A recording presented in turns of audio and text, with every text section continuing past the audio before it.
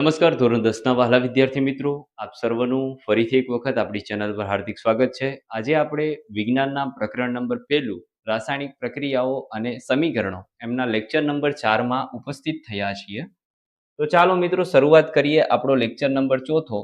આગળના જે 3 લેક્ચરો છે એમની લિંક નીચે ડિસ્ક્રિપ્શન બોક્સની અંદર તમને મળી જશે, જેમની અંદર આપણે રાસાયણિક પ્રક્રિયાઓને સંતુલિત કઈ રીતે કરવી, રાસાયણિક પ્રક્રિયાઓ જે સંતુલિત થયેલી છે એમનું મહત્વ શું, અને સાથે સાથે રાસાયણિક પ્રક્રિયાઓના કેટલા પ્રકાર છે અને એમાં અતિ મહત્વના 2 પ્રકારો.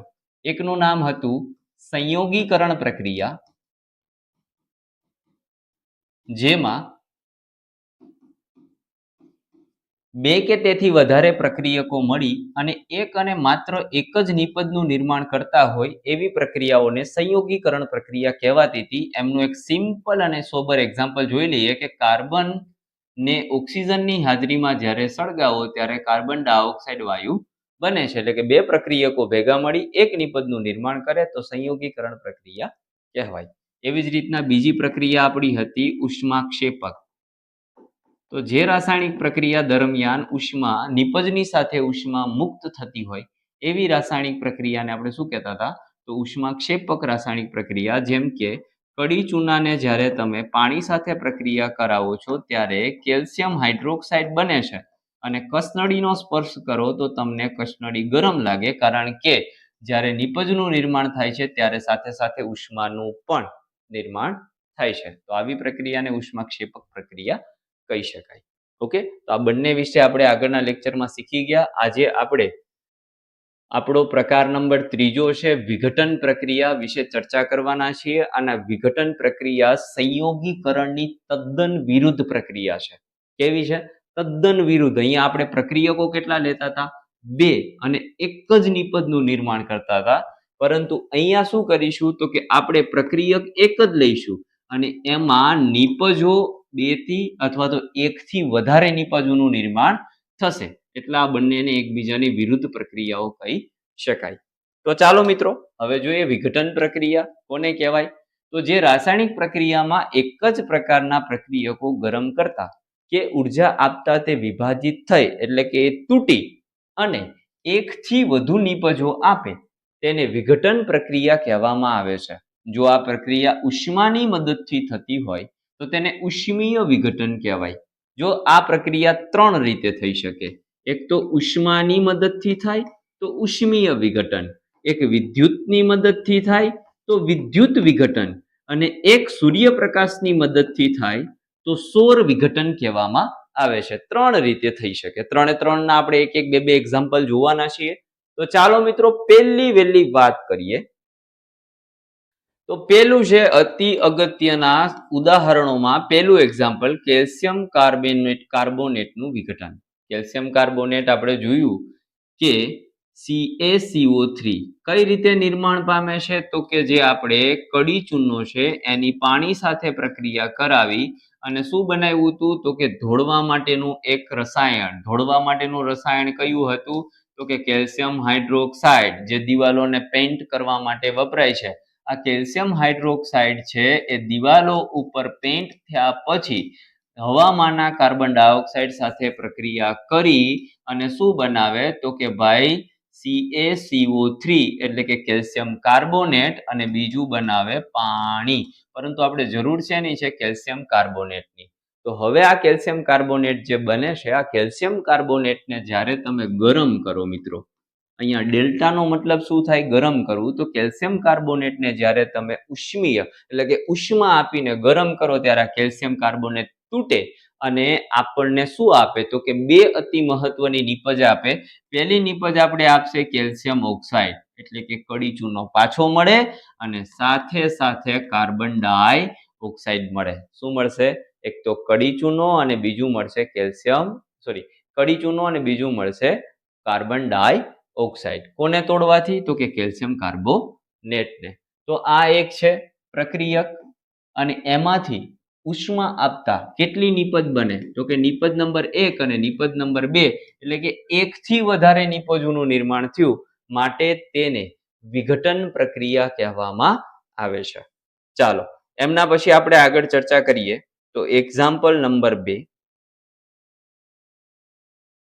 હવે અહીંયા તમારે તમારી બુક પ્રમાણે જોવા જઈએ તો બે વસ્તુ, એક કસનળી લેવાની છે. આ કસનળીની અંદર તમારે ફેરસ સલ્ફેટ એટલે કે FeSO4 ફેરસ સલ્ફેટનો ભુક્કો લેવાનો છે અને એના સ્ફટિકો જે છે એનો રંગ તમારે નોંધી લેવાનો છે. આ ફેરસ સલ્ફેટને તમારે ધીમે ધીમે બન્સેન બર્નરની મદદથી ગરમ કરવાનો છે. શું કરવાનો છે? એટલે તમને અહીંયા નાક રાખશો એટલે એક તીવ્ર સ્મેલ આવશે. એટલે કે ગંધમાં પહેલા જ્યારે ફેરસ સલ્ફેટ તમે લીધો, ફેરસ સલ્ફેટ લો અને એને સૂંઘો, એમની અંદરથી કોઈ સ્મેલ આવશે નહીં. પરંતુ જ્યારે તમે એને ગરમ કરશો ને ત્યારે તમને એક તીવ્ર સ્મેલ આવે સલ્ફરની. કોની સ્મેલ આવે? સલ્ફરની સ્મેલ આવે. જે લોકોએ લેબોરેટરીની અંદર સલ્ફર સૂંઘેલું હશે એને તરત ખ્યાલ પડી જાય કે આ સલ્ફરની સ્મેલ છે. તો આવી કસનળી લઈ તમારે ફેરસ સલ્ફેટ લેવાનો છે અને ફેરસ સલ્ફેટને બન્સેન બર્નરની મદદથી ગરમ કરવાનો છે. ત્યાં તમારે બે વસ્તુ નોંધવાની છે, એક એનો રંગ અને બીજી એની ગંધ. શું નોંધવાનું છે? રંગમાં પણ પરિવર્તન થશે અને ગંધમાં પણ પરિવર્તન થશે. તો જોઈએ મિત્રો, ફેરસ સલ્ફેટના જે સ્ફટિક છે, સ્ફટિક કોને કહેવાય? તો કે સ્ફટિકની અંદર જળ રહેલું હોય. શું રહેલું હોય? સ્ફટિકની અંદર હંમેશા જળ રહેલું હોય. આ જળ આપણે ગરમ કરીએ ને એટલે ઉડી જશે, એટલે એના રંગમાં પરિવર્તન આવશે, જે આપણે આગળના પ્રકરણોની અંદર શીખવાના છીએ. તો આપણે જે ફેરસ સલ્ફેટ લીધું 2FeSO4, આ ફેરસ સલ્ફેટને જ્યારે તમે ગરમ કરો ત્યારે તેમાંથી કથ્થઈ રંગનું, કયા રંગનું? કથ્થઈ રંગનું. બાકી આ ફેરસ સલ્ફેટ છે ખરેખર કેવા રંગનું હશે? લીલા રંગનું. કેવા રંગનું હશે? લીલા રંગ જેવું હશે. આ લીલા રંગના ફેરસ સલ્ફેટને જ્યારે તમે ગરમ કરો ત્યારે કથ્થઈ રંગનું ફેરિક ઓક્સાઇડ બને, એટલે કે લોખંડનો કાટ બને. શું બને? લોખંડનો કાટ બને. આ લોખંડના કાટની સાથે સાથે એક બનશે સલ્ફર ડાયોક્સાઇડ, કારણ કે અહીંયા બગડો લખેલો છે, જ્યાં બગડો લખેલો હોય ને ડાય વંચાય, અને ત્રગડો લખેલો હોય ને ટ્રાય વંચાય, ચોગડો લખેલો હોય ને ટેટ્રા વંચાય, અને પાંચડો લખેલો હોય, જો આવું હોત તો ટેટ્રા વંચાત, અને જો આવું હોત તો પેન્ટા વંચાત. શું વંચાત? સલ્ફર ટેટ્રા ઓક્સાઇડ અને સલ્ફર પેન્ટા ઓક્સાઇડ. પણ આવું હોતું નથી મિત્રો, પરંતુ જો ચોગડો હોય તો ટેટ્રા અને પાંચડો હોય તો પેન્ટા. ઓકે, આ તમને આગળના ધોરણોમાં અતિ મહત્વનું કામ આવશે. તો અહીંયા પહેલું બનશે સલ્ફર ડાયોક્સાઇડ અને પછી બનશે સલ્ફર ટ્રાયોક્સાઇડ, અને આ બંનેની તીવ્ર સલ્ફરની વાસ આવશે. હવે એના સિવાયનું આપણે ત્રીજું એક્ઝામ્પલ જોઈએ. જે ત્રીજું એક્ઝામ્પલ છે એમની અંદર તમારે કસનળી લેવાની છે. શું લેવાનું છે? એક કસનળી લેવાની છે. આ કસનળીની અંદર તમારે PbNO3 ટ્વાઇસ એટલે કે લેડ નાઇટ્રેટ લેવાનો છે. શું લેવાનું છે? Lead nitrate. અને આ લેડ નાઇટ્રેટને તમારે બન્સેન બર્નરની નીચે ગરમ કરવાનો છે. આને તમે ગરમ કરશો એટલે તમને અહીંયાથી એક ધુમાડો ઉત્પન્ન થતો જોવા મળશે. આ ધુમાડાનો એક રંગ હશે કથ્થઈ. કેવો રંગ હશે? કથ્થઈ રંગનો ધુમાડો ઉત્પન્ન થશે. હવે અહીંથી એવો પ્રશ્ન પૂછાય કે લેડ નાઇટ્રેટને ગરમ કરતા કથ્થઈ રંગનો જે ધુમાડો ઉત્પન્ન થાય છે, આ ધુમાડો કયા રસાયણના કારણે કથ્થઈ હોય? તો NO2 એટલે કે નાઇટ્રોજન ડાયોક્સાઇડના કારણે તે કેવો હશે? તો કે કથ્થઈ હશે. અથવા તો લેડ નાઇટ્રેટને ગરમ કરતા કથ્થઈ ધુમાડો કોનો હોય? તો નાઇટ્રોજન ડાયોક્સાઇડનો હોય. તો આપણે PbNO3 ટ્વાઇસ એટલે કે લેડ નાઇટ્રેટને જ્યારે ગરમ કરીએ છીએ ત્યારે આપણને લેડ ઓક્સાઇડ મળે. શું મળે? PbO એટલે કે લેડ ઓક્સાઇડ મળે. સાથે સાથે નાઇટ્રોજન ડાયોક્સાઇડ મળે, જેનો રંગ કેવો હશે? તો કે કથ્થઈ હશે.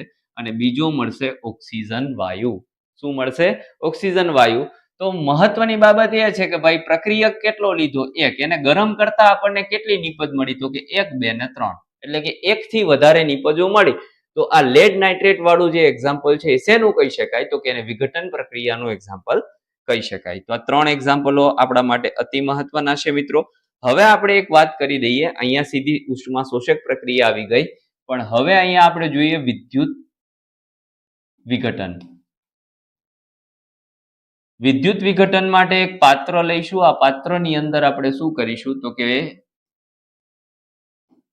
બે અવાહક સોસલા લઈ એમની ઉપર કાર્બનના 2 સળિયા લઈશું. આ 2 કાર્બનના સળિયા લઈ અને એને આપણે એક બેટરી સાથે જોઈન્ટ કરીશું અને આની ઉપર આપણે કસનળીઓ ઊંધી વાળીશું.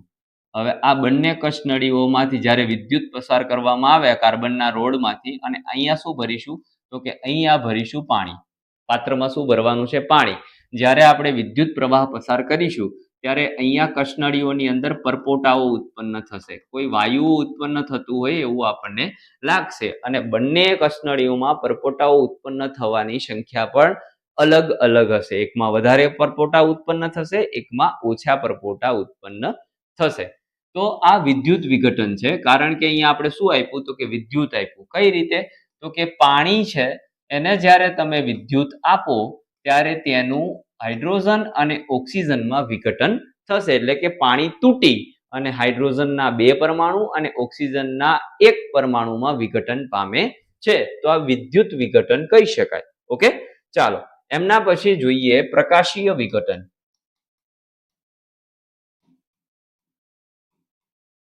આ પ્રકાશીય વિઘટન કોના કારણે થશે? તો સૂર્યના કારણે. કોના કારણે થશે? સૂર્યના કારણે થતું જે વિઘટન છે એને પ્રકાશીય વિઘટન કહેવામાં આવે છે. વિઘટન પ્રક્રિયાનો ત્રીજો પ્રકાર. કેટલામો પ્રકાર? ત્રીજો પ્રકાર.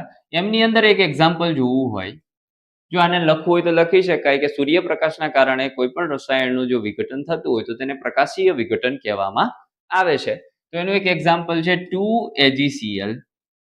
એટલે કે સિલ્વર ક્લોરાઇડને જ્યારે તમે સૂર્યપ્રકાશમાં ખુલ્લું રાખો ત્યારે તે સિલ્વર અને ક્લોરાઇડ ની અંદર વિઘટન પામે છે. આ સફેદ રંગનું સિલ્વર ક્લોરાઇડ હતું. કેવા રંગનું હતું?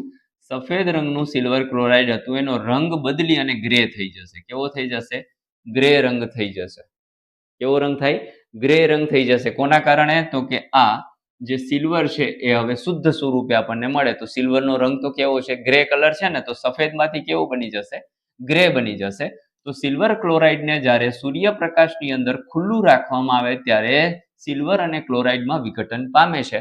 એટલે સિલ્વર ક્લોરાઇડ ભરેલી જે સીસી છે એને કેવી? તો કે રંગીન સીસી રાખવામાં આવે કે જેમાં સૂર્યના કિરણો જવા જોઈએ નહીં. બાકી એનું વિઘટન કેમાં થઈ જશે? તો સિલ્વરમાં. હજુ એક એક્ઝામ્પલ જોઈતું હોય તો 2AgBr. તો આને કહેવાય સિલ્વર બ્રોમાઇડ. આ સિલ્વર બ્રોમાઇડને પણ જો સૂર્યપ્રકાશમાં ખુલ્લું રાખવામાં આવે તો 2Ag+Br2 એટલે કે બ્રોમિન અને સિલ્વરમાં એમનું વિઘટન થઈ જશે. હવે મહત્વની વાત એ કરું કે ભાઈ સિલ્વર બ્રોમાઇડ અને સિલ્વર ક્લોરાઇડ આ બંને જે રસાયણો છે એમનો એક જગ્યાએ ઉપયોગ કરવામાં આવે. એમનું નામ છે શ્વેત શ્યામ ફોટોગ્રાફી. એટલે કે બ્લેક એન્ડ વ્હાઇટ ફિલ્મ તમારે બનાવવી હોય તો એમની અંદર સિલ્વર ક્લોરાઇડ અને સિલ્વર બ્રોમાઇડનો ઉપયોગ કરવામાં આવે છે. ચાલો, તો આ હતી આપણી ત્રણેય પ્રકારની વિઘટન પ્રક્રિયાઓ. પહેલી હતી ઉષ્મીય વિઘટન, બીજી હતી વિદ્યુત વિઘટન અને ત્રીજી પ્રક્રિયા કઈ હતી? તો કે પ્રકાશીય વિઘટન. તો આ ત્રણેય પ્રકારની પ્રક્રિયાઓ આપણે જોઈ ગયા. ઉષ્માના કારણે થાય તો ઉષ્મીય વિઘટન, વિદ્યુતના કારણે થાય તો વિદ્યુત વિઘટન અને પ્રકાશના કારણે થાય તો પ્રકાશીય વિઘટન કહેવામાં આવે છે. અને દરેકના આપણે એક કરતા વધારે એક્ઝામ્પલ્સ જોયા છે. હવે વાત કરીએ કે આ બધી જ આપણે ઉર્જાઓ આપતા હતા. પહેલા આપણે જોઈતી ઉષ્માક્ષેપક, એમની અંદર ઉર્જા મુક્ત થતી હતી. હવે આપણે ચોથો પ્રકાર જોવાના છે ઉષ્મા શોષક પ્રક્રિયા. કેવી પ્રક્રિયા? ઉષ્મા શોષક પ્રક્રિયા. તો જે રાસાયણિક પ્રક્રિયામાં પ્રક્રિયકો વચ્ચેના બંધ તોડવા માટે કાં તો તમારે ઉષ્મા સ્વરૂપે, કાં તો તમારે પ્રકાશ સ્વરૂપે અને કાં તો તમારે વિદ્યુત ઉર્જા સ્વરૂપે ઉર્જાનું શોષણ થતું હોય તો તેને ઉષ્મા શોષક રાસાયણિક પ્રક્રિયા કહેવામાં આવે છે. તમામ વિઘટન પ્રક્રિયાઓ સામાન્ય રીતે ઉષ્મા શોષક હોય છે. તો જો તમારે આ બધા એક્ઝામ્પલને ઉષ્મા શોષકમાં લખવા હોય તો તમે લખી શકો, નો ડાઉટ. શા માટે લખી શકાય? કારણ કે બધાને તોડવા માટે શેની જરૂર પડતી હતી? તો કે ઉર્જાની જરૂર પડતી હતી. ઉદાહરણમાં જોવું હોય તો ઉદાહરણ આપણે આનું પણ એક અલગ લખી શકીએ. Beryllium hydroxide. કયું છે? BaOH twice. બેરેલિયમ હાઇડ્રોક્સાઇડની જ્યારે તમે એમોનિયમ ક્લોરાઇડ સાથે, કોની સાથે? NH4Cl મતલબ એમોનિયમ ક્લોરાઇડ સાથે જ્યારે રાસાયણિક પ્રક્રિયા કરો છો ત્યારે તમને બેરેલિયમ ક્લોરાઇડ મળે. શું મળશે? Beryllium chloride. સાથે સાથે તમને મળશે એમોનિયા અને પાણી. અને તમે કસનળીને અડશો, કસનળીનો સ્પર્શ કરો ત્યારે તમને કસનળી ઠંડી લાગે. કેવી લાગે? ઠંડી. કારણ કે આસપાસની વાતાવરણની ઉર્જાએ શું કરી લે? એબ્ઝોર્બ કરી લે, શોષણ કરી લે. એટલા માટે કસનળી કેવી લાગશે તમને? ઠંડી લાગશે.